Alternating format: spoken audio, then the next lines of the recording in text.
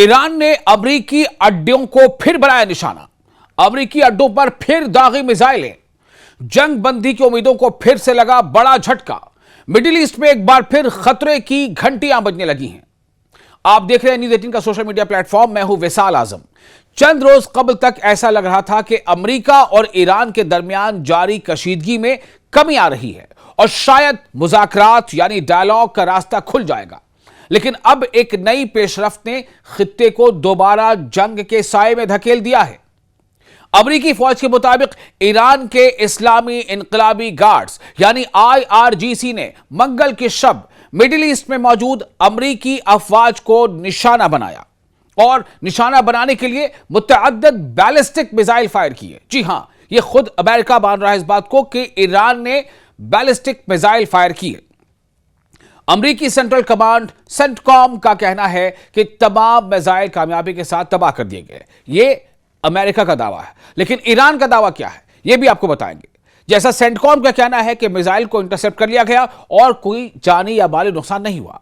अमेरिकी media reports के मुताबिक ईरान का टारगेट, ईरान का हदफ जॉर्डन में मौजूद एक अमेरिकी फौजी अड्डा था। आपको याद होगा कि उसी जॉर्डन में हाल के दिनों में जो अभी ईरान ने जब उस पर हमला किया था अमेरिकी अड्डे पर, तो वहां अमेरिकी फौजी भी मारे गए थे। यह जॉर्डन की ही बात है और ज्यादा नहीं, 3 हफ्ते पहले की बात है, 2 से 3 हफ्ते पहले।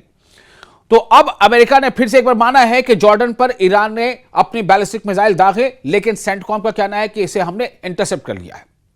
जबकि ईरान, अमेरिका का दावा क्या है, अमेरिका यह दावा कर रहा है, ईरान का क्या कहना है यह भी आपको हम बताएंगे। लेकिन ईरान ने माजी में जो करके दिखाया वो आपको याद होगा। मैं सिर्फ आपको याद दिलाना चाह रहा हूं कि ईरान ने जॉर्डन में जो हमला किया था इससे पहले, उसमें अमेरिकी फौजी मारे गए थे, जिनमें से 4 के मारे जाने की तस्दीक हो चुकी थी और कई लापता बताए गए थे और कई बड़ी संख्या में, बड़ी तादाद में लापता थे और जख्मियों की भी तादाद ऐसी ही थी, मतलब लापता भी थे और जख्मी भी थे। अब सवाल यह पैदा होता है कि ईरान ने फिर यह ताजा हमला क्यों किया, फिर से जॉर्डन पर हमला क्यों किया? 3 से 4 दिनों के लगभग एक वक्फे के बाद क्यों फिर से एक बार अमेरिका और ईरान आमने सामने हैं? इत्तलात दुरुस्त है तो यह वो पहला बराह रास्त ईरानी हमला है, यह पहला डायरेक्ट ईरानी हमला है जो सदर डोनाल्ड ट्रंप की जानिब से हमले रोकने के ऐलान के बाद सामने आया है। आपको याद होगा डोनाल्ड ट्रंप ने क्या कहा था, 4 दिन पहले की बात है, कि हमने इसे एक वक्फा दिया है, लेकिन साथ ये भी कहा था कि इशारे दिए थे उन्होंने, बातचीत की थी कि बहुत स्ट्रांग बातचीत की कोशिश चल रही है। लेकिन आखिर ऐसा क्या हो गया कि फिर से 4 दिनों के बाद मिडिल ईस्ट में फिर एक बार मिसाइलें आसमान पर गरजने लगी? ईरान का यह हमला ऐसे वक्त में हुआ है जब चंद रोज से दोनों जानिब निस्बतन खामोशी थी। अमेरिका ने ईरान पर अपने हमले रोक रखे थे, जबकि ईरान ने भी बराह रास्त कार्रवाइयां लिमिटेड कर दी थी। अमेरिका के प्रेसिडेंट डोनाल्ड ट्रंप ने पीर के रोज कहा था कि डायलॉग में पेशरफ्त का अच्छा इम्कान मौजूद है और सिफारतकारी को एक मौका दिया जा रहा है, डिप्लोमेसी को एक मौका दिया जा रहा है। लेकिन ताजा मिसाइल हमले ने इन उम्मीदों को शदीद धचका पहुंचाया है। क्या इसे यह माना जाए कि डायलॉग में दबाव बनाने की कोशिश है? हालांकि ईरान का अपना मौकफ अलग है। ईरान का मौकफ क्या है यह आपको बताएंगे। आपको बता दें कि कशीदगी सिर्फ अमेरिका और ईरान तक महदूद नहीं रही है। स्ट्रेट ऑफ हुर्मुज़ यानी आबनाए हुर्मुज़, जहां से दुनिया के तकरीबन 20% तेल की तरसील होती है, एक बार फिर आलमी तवज्जो का मरकज बनी हुई है। World attention straight of Hormuz पर है। ईरान और अमेरिका के दरमियान आरजी जंग बंदी, सीज फायर के बावजूद इस अहम बहरी रास्ते पर तनाजा बढ़ता जा रहा है। इस सूरत हाल ने आलमी तवानाई मंडियों में बेचैनी पैदा कर दी है और तेल की कीमतों में दोबारा उतार चढ़ाव देखा जा रहा है। उधर एक और अहम पेशरफ्त में अमेरिका और सऊदी अरब ने मुश्तरका तौर पर इराक में ईरान नवाज ग्रुपों के ठिकानों पर फिजाई हमले किए हैं। ध्यान से सुनिए, बहुत इंपॉर्टेंट बात है, ये एक डेवलपमेंट है और डेवलपमेंट यह है कि इसमें सीधे तौर पर सऊदी अरब ने इराक पर हमला किया है और उसे निशाना बनाया है जिसे यह समझा जाता है कि वो ईरान का साथ देता है, वो ग्रुप, और उसमें अमेरिका की मदद सऊदी अरब ने हासिल की है।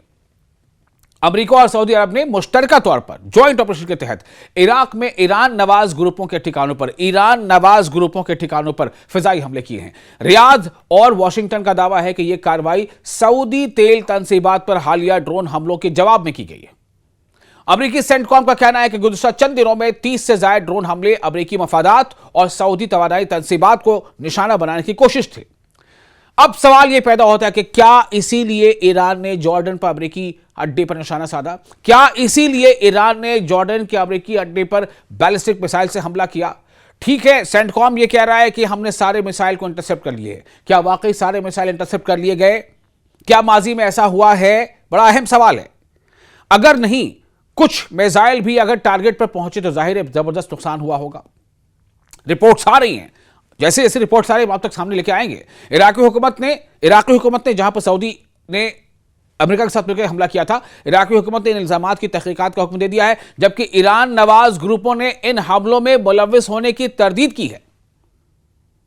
ईरान नवाज इराकी ग्रुपों ने, जिस पर सऊदी ने अमेरिका के साथ मिलकर हमला किया, उसने सऊदी के तेल तंसीबात पर हमले को से इनकार किया। उसका कहना है कि हमारा इसमें हाथ नहीं है।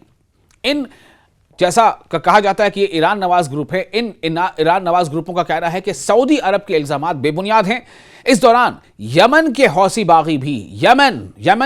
बागी भी सरगर्म दिखाई दे रहे हैं।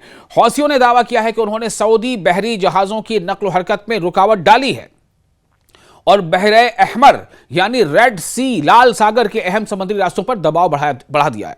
एक्सपर्ट्स का कहना है कि अगर स्ट्रेट ऑफ हॉर्मुज़ के बाद बाबुल मंदेब में भी कशीदगी बढ़ी तो आलमी तिजारत और तेल की सप्लाई को बैक वक्त दो बड़े खतरात का सामना हो सकता है। अब सबसे बड़ा सवाल यह है कि क्या यह सिर्फ एक महदूद फौजी पैगाम था, लिमिटेड फौजी एक्शन था, या फिर एक नई और खतरनाक मरहले की शुरुआत? अगर अमेरिका इस हमले का जवाब देता है तो खित्ते में कशीदगी मजीद बढ़ सकती है, लेकिन अगर वॉशिंगटन सिफायतकारी को तरजीह देता है तो शायद मुज़ाकरात का दरवाजा अभी मुकम्मल तौर पर बंद न हुआ हो। फिलहाल एक बात वाज़ेह है, जंग बंदी की जो उम्मीद चंद रोज पहले दिखाई दे रही थी, ईरान के ताज़ा मिसाइल हमलों के बाद वो उम्मीद एक बार फिर गैर यकीनी की सूरत हाल में घिर गई है और पूरी दुनिया की नजरें अब वॉशिंगटन और तेहरान के अगले कदम पर लगी हुई हैं। सवाल सिर्फ यही कि क्या वाकई ईरान ने सऊदी ने जो इराक में ईरान नवाज ग्रुपों के खिलाफ जो कार्रवाई की, क्या उसका जवाब है? क्या उसके जवाब के तौर पर ईरान ने बैलिस्टिक मिसाइल से हमले किए हैं जॉर्डन पर, अमेरिकी अड्डे पर? या फिर यह कि मुज़ाकरात में कुछ ऐसे पेच हैं जिस पर दबाव बनाने के लिए ईरान ने यह कदम उठाया है? बहुत जल्द इसका भी इंकशाफ हो जाएगा। ईरान ने अमेरिकी अड्डों को फिर बनाया निशाना। अमेरिकी अड्डों पर फिर दागी मिसाइलें। जंग बंदी की उम्मीदों को फिर से लगा बड़ा झटका। मिडिल ईस्ट में एक बार फिर खतरे की घंटियां बजने लगी हैं। आप देख रहे हैं न्यूज़ 18 का सोशल मीडिया प्लेटफॉर्म। मैं हूं विशाल आजम। चंद रोज कबल तक ऐसा लग रहा था कि अमेरिका और ईरान के दरमियान जारी कशीदगी में कमी आ रही है और शायद मुज़ाकरात यानी डायलॉग का रास्ता खुल जाएगा, लेकिन अब एक नई पेशरफ्त ने खित्ते को दोबारा जंग के साए में धकेल दिया है।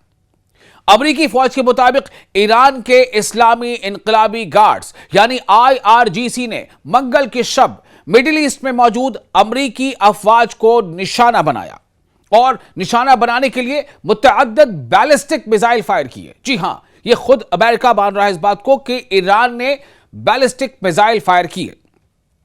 अमेरिकी सेंट्रल कमांड सेंटकॉम का कहना है कि तमाम मिसाइल कामयाबी के साथ तबाह कर दिए गए। यह अमेरिका का दावा है, लेकिन ईरान का दावा क्या है यह भी आपको बताएंगे। जैसा सेंटकॉम का कहना है कि मिसाइल को इंटरसेप्ट कर लिया गया और कोई जानी या माली नुकसान नहीं हुआ। अमेरिकी मीडिया रिपोर्ट्स के मुताबिक ईरान का टारगेट, ईरान का हदफ जॉर्डन में मौजूद एक अमेरिकी फौजी अड्डा था।